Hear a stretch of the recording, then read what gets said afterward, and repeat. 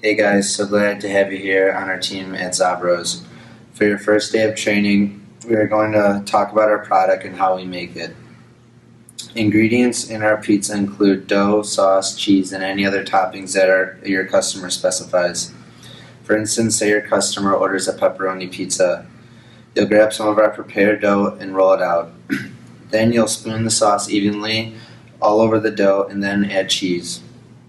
Next, you'll add the pepperoni and then put the pizza in the oven for about 15 minutes. Unfortunately, our ovens aren't as high temperature here, so it takes a little bit longer. After 15 minutes, you'll take the pizza out of the oven and put it in a box for the customer. So after hearing about our product here at Zabros, does anyone know what a process analysis is? I do. So process can be defined by activities, input, output, flows, process structure, and management policies. So process activities creates output from inputs through a series of flows. Inputs are items that consumed by the process. These include equipment, facilities, and labor. Output include both intended and unintended products of the process, including physical goods, services, and information.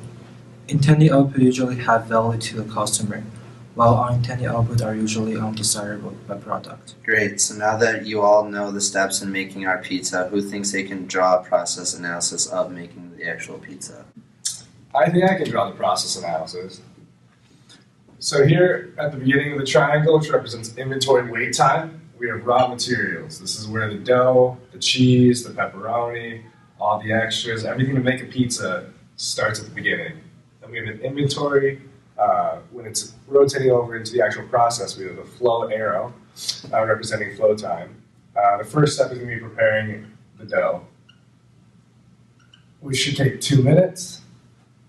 Then we have adding sauce, should take about 30 seconds. We have to add the cheese, which should take about 10 seconds, and then adding any extras before baking. So it'll take up to 30 seconds. And then we have to bake the pizza, which will take 15 minutes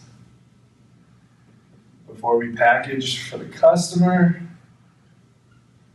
Which will take another 30 seconds, and then finally we have our finished goods.